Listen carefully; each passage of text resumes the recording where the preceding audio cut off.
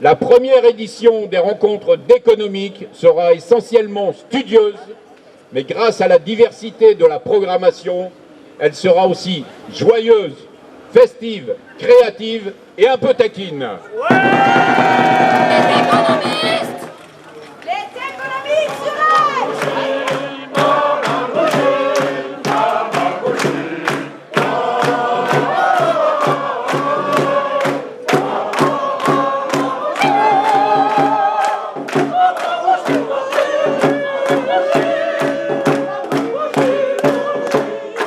Vous pouvez railler, mais n'oubliez jamais qu'un jour ou l'autre, c'est celui qui raille qui l'a dans le train. La main invisible peut-elle se satisfaire toute seule? Grand Mamamouchi, la main invisible peut-elle se satisfaire toute seule? Abusus non tolituso. Le grand Mamamouchi dit l'abus n'exclut pas l'usage. Les économistes orthodoxes encombrent les grands médias pour parler de la soi-disant crise de la dette et de l'austérité imposée au peuple. Ce n'est que la conséquence des turpitudes et de la férocité des marchés financiers. Cependant, loin des micros et des caméras, une pensée économique foisonnante est produite par de nombreux économistes hétérodoxes. Les rencontres d'économique leur donnent la parole dans une initiative citoyenne pour ouvrir un espace de débat et pour explorer des voies alternatives. Je suis très content d'être ici et surtout je suis très content d'assister à la première édition du Non. Écoutez, vous savez, les économistes ont rarement des prédictions réussies, mais il me semble que normalement les journées des économiques devraient connaître quelques suites, ne serait-ce que parce que c'est l'hommage que la vertu rend au vice, pour une fois, hein, c'est dans ce sens-là que ça marche. C'est quand même le cercle des économistes qui nous réunit tous ici, hein. Et ma foi, je les vois bien s'accrocher à leur fromage encore un certain temps. Donc logiquement, nous devrions avoir quelques occasions de nous retrouver. Mario Draghi, vous vous rappelez, mais il a été vice-président pour l'Europe de la firme Goldman Sachs. Goldman Sachs, c'était jusqu'à récemment une firme presque aussi respectable que Barclay. Donc cette excellente Goldman Sachs, vous vous rappelez aussi peut-être, a aidé le gouvernement grec de l'époque, entre 1998 et 2001, et c'est un pur hasard au demeurant si ce gouvernement a été conservateur ou de droite, à manipuler, en fait, à maquiller sa dette par un certain nombre d'opérations. Et il se trouve que Mario Draghi, qui donc était impliqué, était au courant de cette affaire, maintenant est le directeur de la Banque Centrale Européenne. Bon. Voilà, ce que je veux dire par là, c'est que nous sommes maintenant dans une situation où non seulement la politique est passée dans un type de régime oligarchique, mais qu'en fait cette oligarchie a dérivé, est en train de dériver vers la mafia. Je vais vous faire la lecture d'un livre. Ce sont les épreuves du livre, parce que c'est des livres qu'on a toujours hâte de lire en avant-première. C'est Droite contre gauche, point d'interrogation, sous la direction de Jean-Hervé Lorenzi et Olivier Pastré, Le Cercle des économistes, paru le 25 janvier 2012 chez Fayard. Donc simplement, moi je vais simplement vous lire ce texte. Hein. Déjà, dès le titre, vous voyez, ça va être long parce que dès le titre, je vais avoir une remarque à faire. Droite contre gauche, point d'interrogation. Je dirais que dans ce point d'interrogation, l'essentiel est déjà dit de l'objectif de ce livre. Quel est l'objectif central de ce livre? Donc nous, on va dire, notre objectif, ce sera gauche contre droite, point d'exclamation. Et ça fait une différence, parce que droite contre gauche, point d'interrogation, ça veut dire, finalement, il n'y a plus grand-chose qui les sépare. Et l'essentiel du travail dans ce livre, sur les questions économiques en tout cas, va être de tout faire pour que la gauche finisse par ressembler à la droite. Le néolibéralisme est un crime contre l'humanité, parce que j'allais être grossier, hein, c'est un crime contre l'humanité, véritablement. C'est comme on l'a vu aujourd'hui, ça a tout détérioré. C'est-à-dire que tous les espoirs d'une humanité un petit peu meilleure, hein, lentement, hein, qui avaient pu apparaître dans des décennies antérieures et qui pouvaient être reprises, qui pouvaient être remises en marche, tous ces espoirs sont complètement disparus. En réalité, vous avez devant vous l'aspirateur le plus puissant de la galaxie. Le nom de cette merveille, je vous le donne en 100, je vous le donne en 1000, la D-E-2-2-E. En un mot, un seul, la dette. La façon, c'est que le film a connu un grand succès cinématographique. C'est le documentaire le plus vu français depuis 5 ou 10 ans. Voilà. Ce qui est un signe, et ce qui veut dire quand même quelque chose par rapport à la question des médias et du rôle des médias dans notre société. Alors, je pense qu'il n'y a pas que l'intérêt ou la bonne période électorale, il y a aussi cette bonne période avec le sketch qu'on a vu avant, de ces questions-là autour de la dette, de ce qu'on nous prépare, de ce qu'on nous fait en termes politiques, en termes économiques. Vous savez que le cercle des économistes, donc on parle des autres, là, le cercle des économistes a prévu un débat sur la vitalité de la société civile. C'est nous. C'est nous. Et vous savez qui va mener ce débat sur la société civile? Quelqu'un a une idée? Oui, vas-y, vas-y. Guillaume Sarkozy. Guillaume Sarkozy. Donc, comme nous sommes des non-violents, il n'est pas question d'entartrer Guillaume Sarkozy. Pourtant, il le mérite. Donc, on a préparé un kit d'auto-entartage. Voici le kit. Oh putain, oh là là. Voilà. Il est parfait, c'est exactement alors, ça. Tu peux nous expliquer ce qu'il y a là? Donc, ce petit ruban, Donc gâteau chinois, parce qu'on n'a pas trouvé de génoise, chantilly, signé d'Econo, Bolduc assorti rouge à point, rappel des nez rouges, rappel nez, sticker, c'est signé. Et là, il y a une petite lettre. Est-ce qu'on met pas un petit nez rouge à mettre avant? Mais... il est là, Pascal. Et transparent parce que transparent pour la sécurité. Pour la sécurité, voilà. Pour leur faciliter le boulot un peu. Oui. On est venu offrir à ce cher Guillaume Sarkozy de Malakoff Médéric un kit d'auto-entartage. On aurait bien voulu l'entarter nous-mêmes, malheureusement on n'avait pas le temps. La police aux fesses et le grand Mamamouchi est égaré en double fil. Alors voilà, on a un petit kit d'auto-entartage à remettre à Guillaume Sarkozy. Voilà. J'espère qu'il s'amusera bien avec ses copains de la cassade. C'était sympa. Le kit d'auto-entartage n'a pas été livré. Monsieur Pastel, s'il vous plaît, un petit commentaire. Conférence sur la société civile par Guillaume Sarkozy. Excellent. Grand casting. C'est pas mon domaine, mon seul domaine c'est l'économie. Ah, c'est bien. Malheureusement, on voudrait être sûr que le kit a été remis à Guillaume Sarkozy. Ouais, j'espère. C'est bien à Jean-Hervé Lorenzi, président du Cercle des économistes. La plupart d'entre vous le savent, j'imagine, ce monsieur, qui nous est généralement présenté comme professeur d'économie, ou en référence à ses responsabilités au sein de l'illustre assemblée qui se réunit à Aix, eh bien ce monsieur siège au conseil d'administration de Page Jaune, d'associés en finance, de l'Association française des opérateurs mobiles, de BNP Paribas Assurance. Il est censeur de l'Air Hermès, membre des conseils de surveillance de la compagnie financière Saint-Honoré, de BVA, du groupe Ginger et conseiller du directoire de la compagnie financière Edmond de Rothschild. Avec lui, les listes sont très longues. Soutien déclaré de M. François Hollande, il invitait récemment les Français, je cite, à renoncer aux illusions sur l'État protecteur, à faire enfin le pari audacieux en faveur du marché et surtout à éviter de porter un jugement trop hâtif sur l'industrie bancaire. Rendons hommage à nos grands anciens. Milton Friedman, Dieu et son âme, in gold it trust.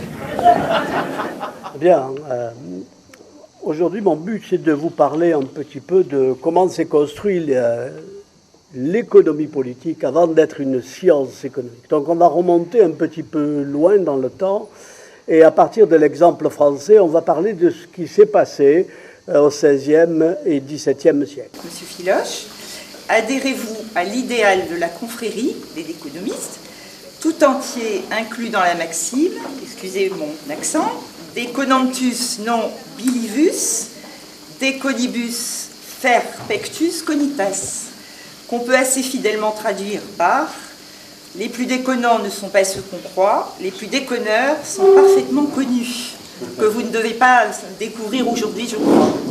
Alors, si oui, alors vous acceptez ce nez rouge que vous devez porter et qui représente la plus haute distinction de notre léger contre-ordre, en vous demandant de dire « j'en suis fier » pour que vous soyez officiellement intronisé. Il faut dire que je suis fier de m'en prendre aux économistes officiels, c'est ça? Alors là, on peut dire ça. Considérez-vous comme étant intronisé.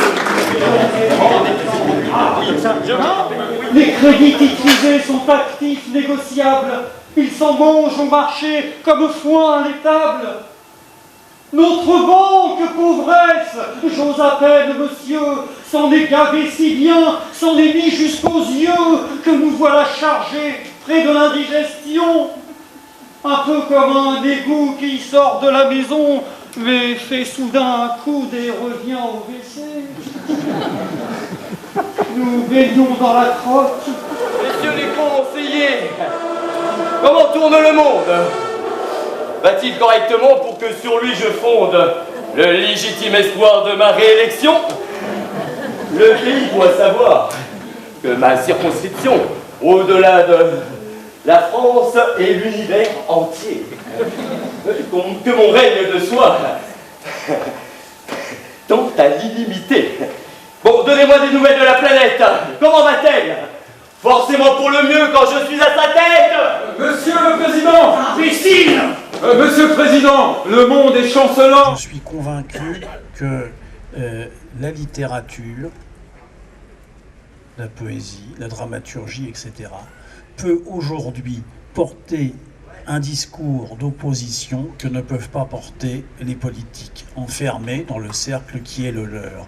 Et que, de la même manière qu'à l'époque de Margaret Thatcher, la grande opposition intellectuelle, politique, économique, sociale, à tout ce qu'elle faisait, est venue des romanciers anglais, des dramaturges, des poètes, etc., alors que les travaillistes étaient soit totalement muets, soit totalement complices. Je crois aujourd'hui qu'en France, eh bien, la parole d'opposition passe aussi par le domaine de l'imaginaire. Et je suis convaincu, je prends l'appui sur Franz Kafka pour dire que la littérature est une hache. Eh bien, cette hache, j'entends la manier et la manier vigoureusement. Chacun sait bien que dans la réalité de l'économie mondialisée dans laquelle nous nous trouvons, nous sommes confrontés à un ennemi, c'est-à-dire à une concurrence, car les entreprises sont dans le combat, sont dans la bataille. C'est la guerre économique mondiale.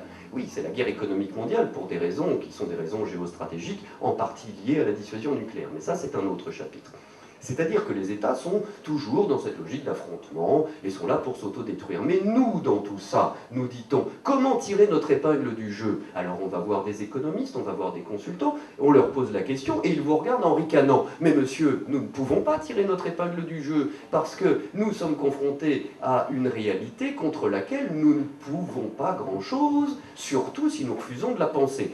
Très bien, mais quelle est donc cette réalité à laquelle nous sommes confrontés? Eh bien, cette réalité est celle du travail humain. Regardez en France, combien coûte une journée de travail d'un travailleur normal, d'un employé salarié, avec tous ses acquis sociaux? C'est bien la raison pour laquelle nous autres, chez EDF, mais il y a la même chose chez Orange, et dans d'autres entreprises de services, nous faisons venir des ouvriers, par exemple polonais, mais d'autres régions du monde, car ils n'ont pas la couverture sociale, ils nous coûtent donc moins cher. C'est Lorenzi qui m'a appelé pour présider la cérémonie des récompenses pour les économistes. Donc voilà, avec une modeste rallonge de 25 000 €. Donc on va pas tarder à procéder à l'ouverture de la cérémonie. Le prix du conflit d'intérêt.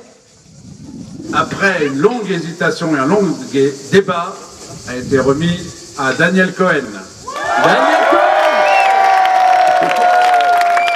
Voilà, Daniel Cohen est désolé, il est pris par d'autres occupations, il a, je crois, des rendez-vous très importants. Et il m'a chargé, moi, sa collaboratrice très particulière, de vous faire part de sa reconnaissance. Il est très flatté, il ne s'attendait absolument pas à ce prix et c'est pourquoi il avait préparé ce petit papier à votre intention. Il est un peu surpris de l'intitulé de ce prix, bien qu'il soit flatté. Mais contrairement à certaines vagues rumeurs, il est uniquement préoccupé par son beau métier d'enseignant et d'universitaire. Cependant, il tient toutefois à remercier la banque Lazare qui le rémunère pour de menus services et lui verse une rémunération tout à fait symbolique de 2 ou 3 petits millions d'euros. Il tient à vous rappeler la mission quasi philanthropique de cet établissement qui s'est dévoué pour le sauvetage de l'État grec en lui prêtant à des taux défiant toute concurrence. Merci.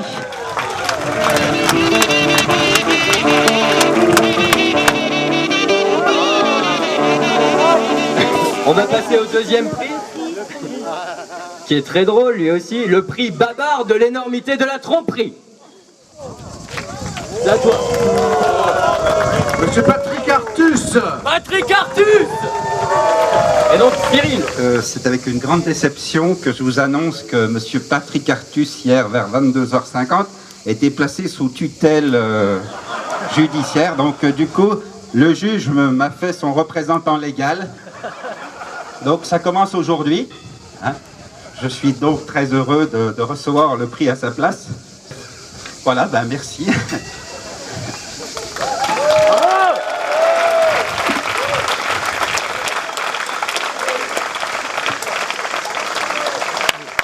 Bravo.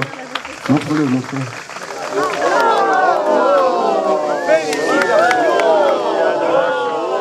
Passons à la remise du prix de la boule de cristal. Jacques Attali, mon favori.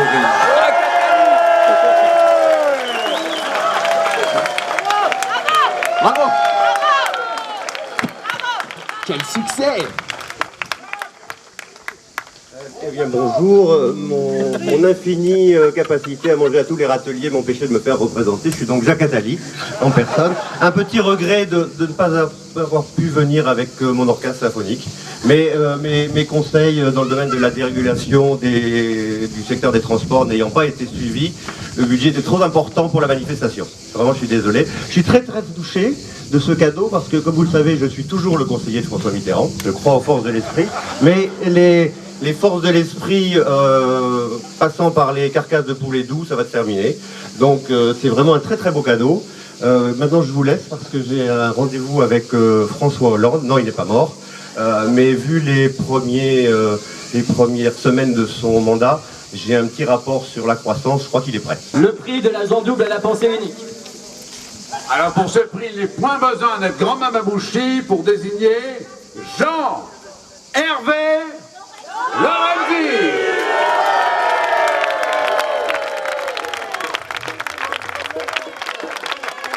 Je ne lui remettrai pas parce que j'irai pas le voir chez lui. Donc s'il veut le récupérer, il faudra qu'il vienne chez moi, s'il en a le courage, sachant que pour corser un peu l'affaire, il se fait que je n'ai pas de domicile en ce moment. Voilà, merci pour ce prix.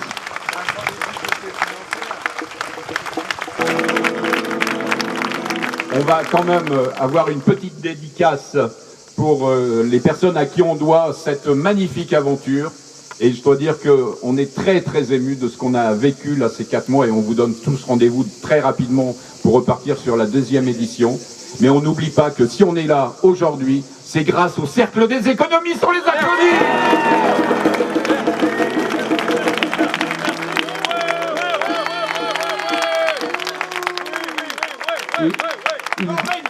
Lorenzi, Lorenzi, Lorenzi, Lorenzi,